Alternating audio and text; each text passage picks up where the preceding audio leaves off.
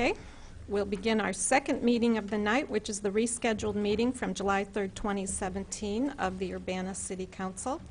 Because this is a meeting that follows a holiday, the Independence Day, we'll be reciting the Pledge of Allegiance.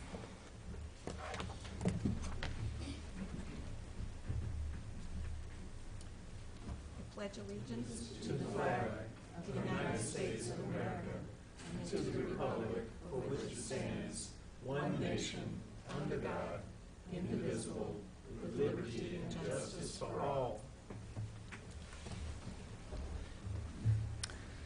Will the clerk please call the roll? Ammons. Here. Brown. Here. Hazen. Here. Jacobson. Miller. Here. Roberts. Here. Wu. Here. Mayor Marlin. Here. Okay. We have 4 sets of minutes to approve. June 12th, 2017, which was a special meeting. June 19th, 2017. June 19th, which is the joint meeting with the Cunningham Town Board, and June 29th, which was a special meeting. Is there a motion to approve? So moved. I'll second it. Moved by Ammons, seconded by Miller. Any corrections? Oh, sorry, Hazen. Okay. You sound alike. Any corrections? Bill?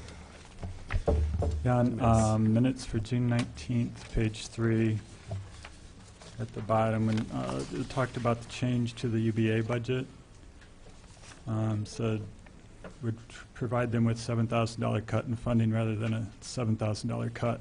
I think the second $7,000 should be 14. Yes, you're right. So the last phrase should read, rather than a $14,000 cut. Yep, got it. Any other corrections? Okay. All those in favor of approval, please say aye. Aye. All those opposed, same sign. Okay, those minutes are approved. Are there any additions to the agenda? Okay. We have committee. Okay, we have no one wishing to address the Urbana City Council. We do have 2 representatives from the Urbana School District who are here to answer questions if they arise about the one-way street on Anderson Street. Okay. Any unfinished business before the council? Nope. Okay. Reports of standing committee. This was chaired by Dennis Roberts. Okay, reporting for the previous Committee of the Whole meeting, resolution number 2017-06-040, a resolution approving a memorandum of understanding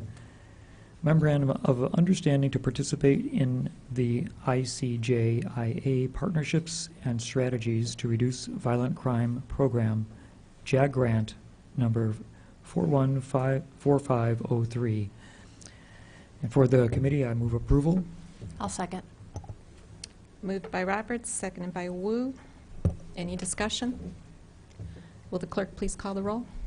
Ammons. Yes. Brown. Yes. Hazen. Yes. Miller. Yes. Roberts. Yes. Wu. Yes. That motion passes. Okay, next is resolution number 2017-06041R, a resolution relating to participation by elected officials in the Illinois Municipal Retirement Fund for, this is 2017. And for the committee, I move approval. I'll second. Moved by Roberts, seconded by Miller. By Miller. Any further discussion? Will the clerk please call the roll? Ammons. Yes. Brown. Yes. Hazen. Yes. Miller. Yes. Roberts. Yes. Wu. Yes. That motion passes. Dennis? Yes, next we have resolution number 2017-06-042R, a resolution appointing the Human Resources Director as the authorized agent for the Illinois Municipal Retirement Fund. And for the Committee of the Whole, I move approval. Second. Moved by Roberts, seconded by Ammons. Is there any further discussion? Will the clerk please call the roll? Ammons, Yes. Brown, Yes. Hazen, Yes. Miller, Yes. Roberts, Yes. Woo. Yes. Okay, Dennis? Next comes ordinance 2017-06, 032, an ordinance amending the zoning ordinance. This is an addition of section 13, and that's Roman numeral 13-8, to create the Southeast Urbana Overlay District and special procedures. This comes from the Planning Commission, and for the committee, I move approval. I'll second it. Moved by Dennis, seconded by Hazen. Hazen. Any further discussion? Will the clerk please call the roll?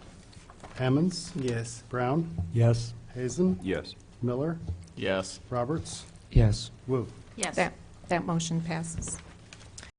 And the last resolution is resolution number 2017-06-043R, a resolution to amend the Urbana City Council Rules of Procedure, rules to set the time for the meeting adjournment from 11 p.m. to 10:30 p.m. That came from the city clerk, and we discussed it favorably, so I recommend approval from the committee of the whole. Is there a second? I'll second. Miller? That would be Miller in Ward 7. One of you is going to have to change your voice. Any further discussion? Will the clerk, yes. I just want to clarify, so what we're voting on right here is simply the one rule, right? There's a whole bunch of rules that we talked Yeah, about. this is a separate resolution. Okay, all right, thanks. Okay, will the clerk please call the roll? Ammons, Yes. Brown, Yes. Hazen, Yes. Miller, Yes. Roberts, Yes. Woo. Yes. That motion passes.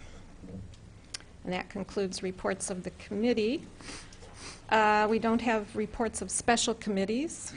We do have some reports from officers. Elizabeth Hannon, Bill Gray, and CD have reports.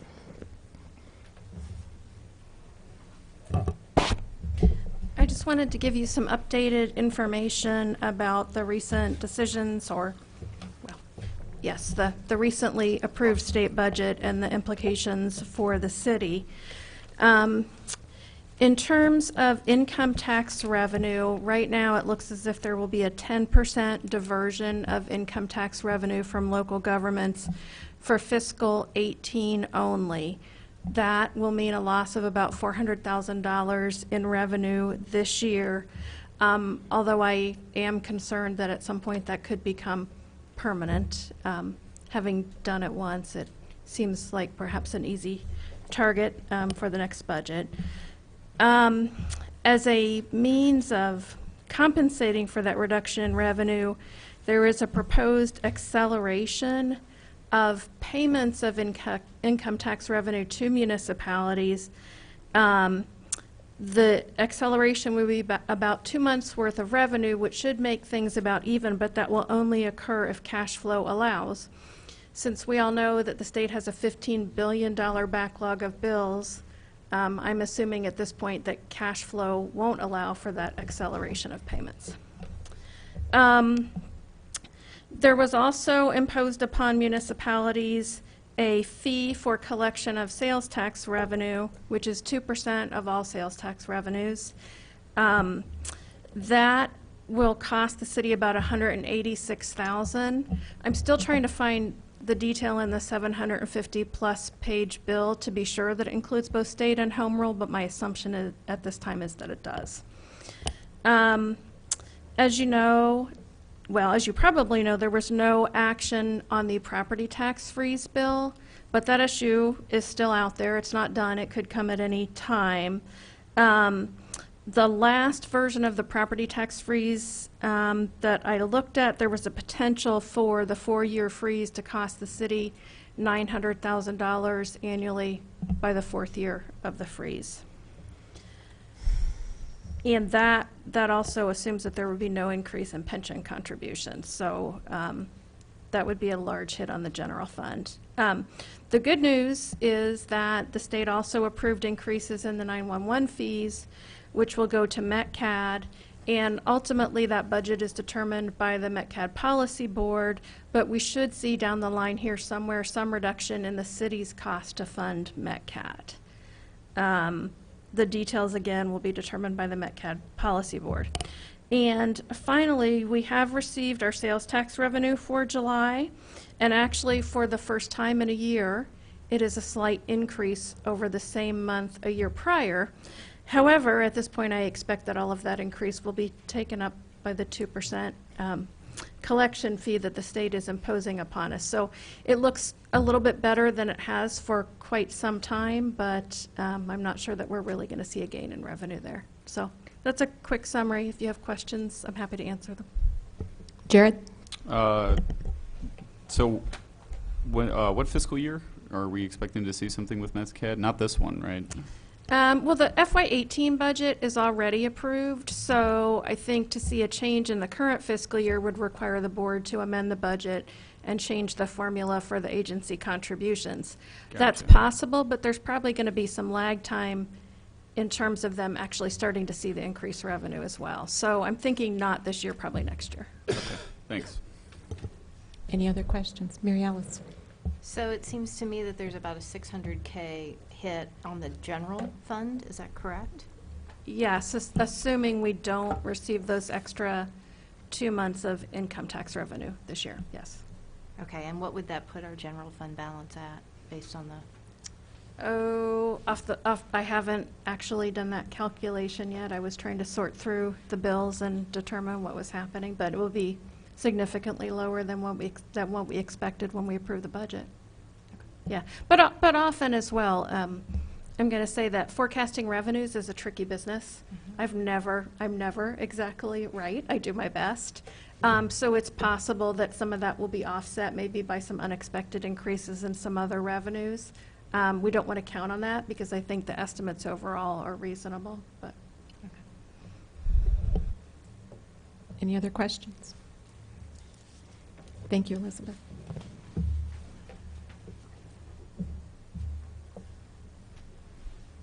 It's Bill Gray, Director of Public Works.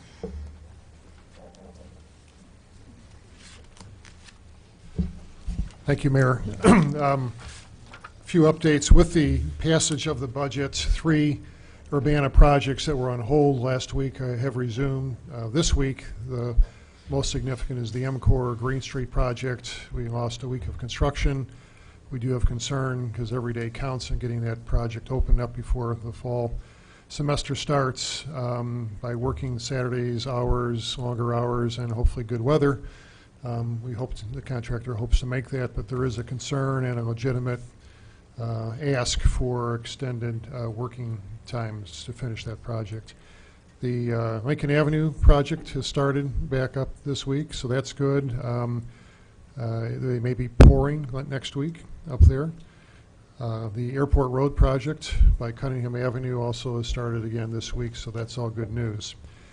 A lot of activity in recent bid openings and awarding of contracts within Public Works. So in the next weeks and months ahead, you'll see contracted pavement striping in town, some concrete patchwork, especially on Goodwin Avenue on campus. There'll be resurfacing of North Lincoln Avenue. We received good bids for that between Killarney north up to Saline Court. Pavement preservation work will be going on, and we have concrete sidewalk repairs, particularly for ramps at various locations in town. And downtown, there'll be some brick banding repairs at select locations to repair where the brick is broken up downtown. So those 6 contracts are in the process of being awarded and contracts signed and work beginning here in the weeks ahead. So you'll see a lot of orange signs around town. Thank you. Any questions for Bill? Bill? You didn't mention the South Race Street project. Is that going to be done this summer or next, do you think? South Race Or Street race, project? Race to Washington, I think, like Nevada, California to Washington, is it? Oh, resurfacing. No, I'm sorry. That has yet to go out for bid, but really it's Vine Street and Beardsley. So the Race Street is 2018, Oh, it's next And- year. yeah. Okay. and he's shaking his head yes, so yes. Okay, Right. thanks. Sure. Aaron? So, Bill, the contracts that are being awarded for the various different things that you listed, were those secret bids or were those RFPs? How do, No bids are secret, but they're all advertised in the when it's newspaper. not, I guess not secret bid, there was something else that you said. They're maybe- all advertised in the News Gazette, Okay. so there was open solicitation, if you will, for bids. And so all we did was put something in that's what we do is put it in the newspaper, right? And then we get the bids back. Yes. So there's, I guess, a silent period or whatever for a while for you to get those bids in, and then we make the decision. Was that just lowest bid? Yes. Okay. So is that something that you can send me so that I can just sort of see the process of all the people who applied? Sure. Okay, all right, Yeah, there's a thanks. bid tabulation for all those contracts. All right, thank you. Sure. Any other questions? Jared? Bill, I'd be interested in seeing that too. Oh, certainly. Thanks. Other takers, or? We'll send it to the entire city council. Thank you. Mhm. Okay, community development. I believe there are several people. John Schneider's up first.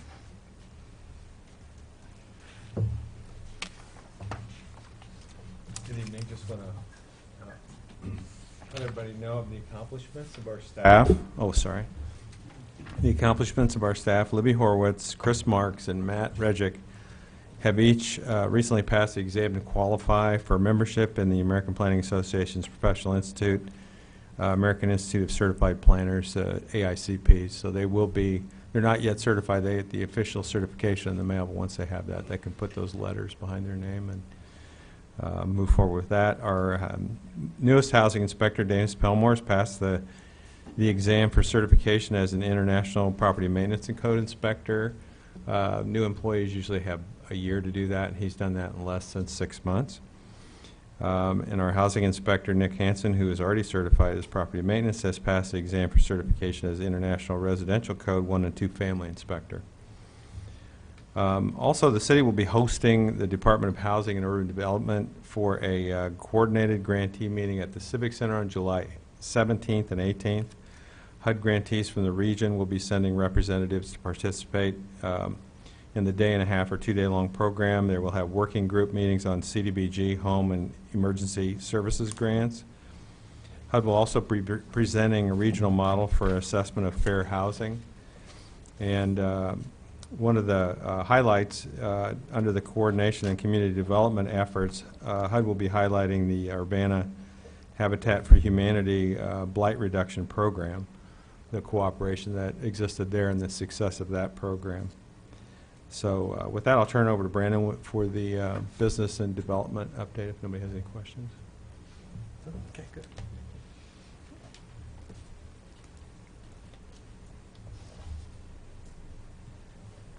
Good evening. I'm going to touch on some highlights from the June Business and Development Update. Spark Museum and Play Cafe in Lincoln Square held their ribbon cutting ceremony on Friday, July 7th.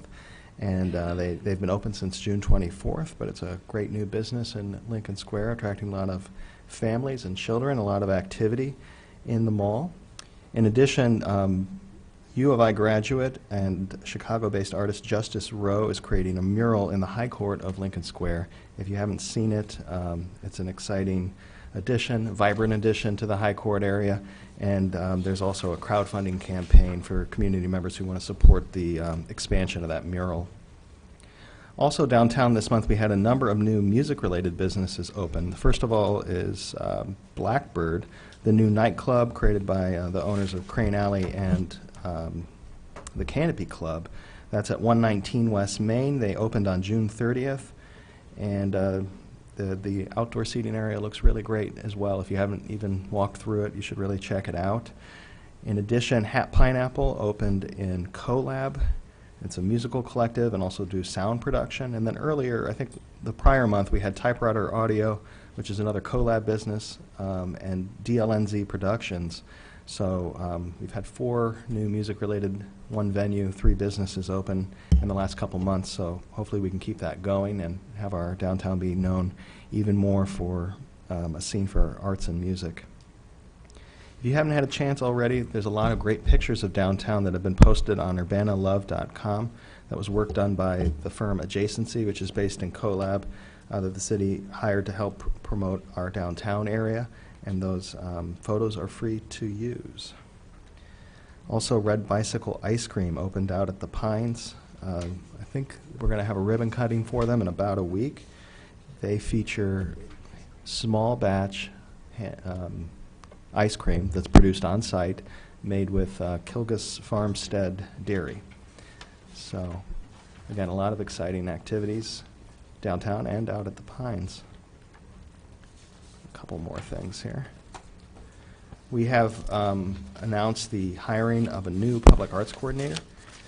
Rachel Storm will start with the city on August 7th.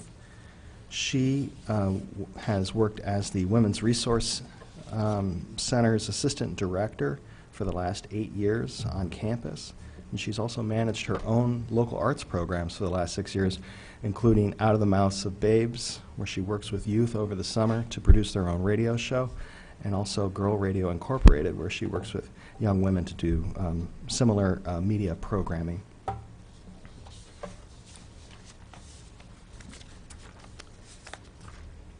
And I think I'm going to leave it at that. You got a couple more meetings, just one more meeting, I guess. Any questions? Dennis? And you forgot to say that we had a really great First Friday event, also fire baton twirling and hula hoops aflame, among other things. Yep, always a good event. Thank you. Thank you, Brandon. I'd like to let people know that on Thursday, the first meeting of the CU Initiative for Labor Diversity will be meeting. This is organized by the AFL-CIO, and the goal is to increase workforce diversity in unionized building trades, and that'll be at the Champaign Library on July 13th from 9:30 to 11:30. So they're inviting stakeholders to attend and begin organizing this initiative. And I know a number of city council members, I think, plan to attend, and staff as well. Okay. Under new business, we have mayoral appointments to boards and commissions. New appointments include an appointment to the UC2B board. It's Alondria Najarro. Her term will expire June 30th, 2020. And there's a change on item B. James Winston has requested that his name be removed from appointment to this particular task force, and he's looking at a different commission to be a member of. So should we vote on the new ones separate from the reappointments? Okay, so I guess I need a motion for the UC2B board appointment. I'll make a motion to Made- approve. Motion to approve by Miller, I'll second. seconded by Roberts. Any discussion? Is this a roll call, or all those in favor, please say aye. Aye. Opposed, same sign. Okay, that motion passes. Next are reappointments. These are people who are serving and will continue to serve. Civilian Police Review Board, Megan McGinty and Ricardo Diaz. And that will be, both terms expire in 2020. And then Plan Commission, David Trail. All those in favor, please say aye. Aye. You need a Make a motion. motion Oh, first. sorry. I'll make a motion to All right. approve. I'll second. Motion by Roberts, seconded by Wu. Further discussion? All right, now, all those in favor, please say aye. Aye. Opposed, same sign. Okay, that motion is approved. The last item under new business is we will need to go into closed session to discuss the sale of property. And this is a closed session for the purpose of setting of a price for sale or lease of property owned by the public body. This is according to 5 Illinois Consolidated Statute 120/2C6. Is there a motion? I'll make a motion to go into closed session. I'll second it. Hazen. Thank you. Motion by Roberts, seconded by Hazen. All those in favor? Roll call. Roll call vote for this. Ammons? Yes. Brown? Yes. Hazen, Yes. Miller, Yes. Roberts, Yes. Wu, Yes. Mayor Marlin. Yes. We'll be going upstairs to meet, and then we'll be coming back down shortly for the next meeting. Can I make a motion? So we'll need a motion to come out of closed session. I move that we come out of closed session back into open. I'll second. Motion by Miller, seconded by Ammons. Roll call? Voice vote? No. All those in favor, please say aye. Aye. All those opposed, same sign. That motion passes. And with no further business before the council, this meeting is adjourned, and we'll move on to our third meeting of the evening.